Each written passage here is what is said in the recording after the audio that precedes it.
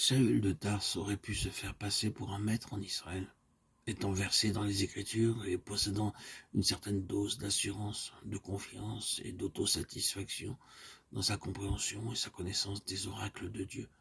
Même un homme de cette trempe sera obligé de reconnaître que dans cette sphère réservée à Christ, tous ces avantages ne comptent plus.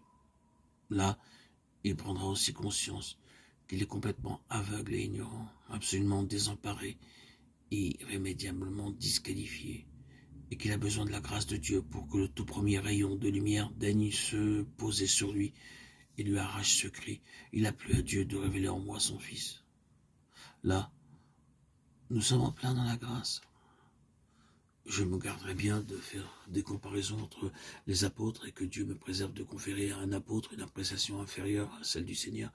Mais je pense qu'il est tout à fait juste d'affirmer que Paul, plus que tout autre, était et reste l'interprète de Christ par excellence, et qu'en faisant de lui notre interprète attitré, c'est-à-dire celui qui nous initie plus profondément au mystère de Christ, nous soulignons fortement l'idée que Paul est le symbole et l'incarnation même de son discours. Après tout, ce n'est pas tant son discours, mais plutôt le personnage qui nous révèle Christ d'une manière plus intense et plus approfondie. À ce propos, la vision sans cesse grandissante que Paul avait de Christ s'est fortement imposée à mon cœur ces derniers temps.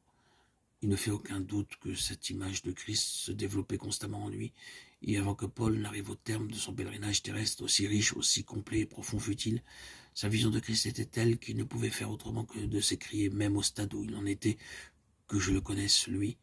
Philippiens 3, 10a. Certes, au tout début de son expérience, il avait plu à Dieu de lui révéler son Fils. Mais Paul terminera sa course comme si sa connaissance de Christ eût été nulle. Il avait finalement découvert que son Christ était incommensurable, qu'il dépassait tout ce qu'il pouvait penser ou imaginer, et c'est par un cri qu'il sera catapulté dans l'éternité, que je le connaisse, lui.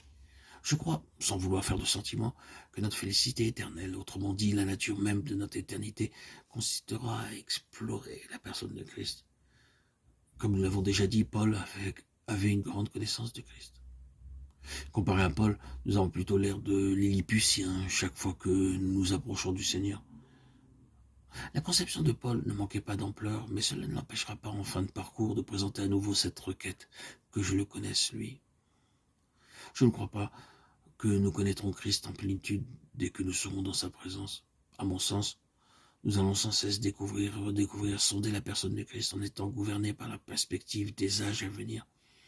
C'était cette conception d'un Christ sans limite qui était le moteur de l'apôtre Paul et qui vivifiait constamment son ministère.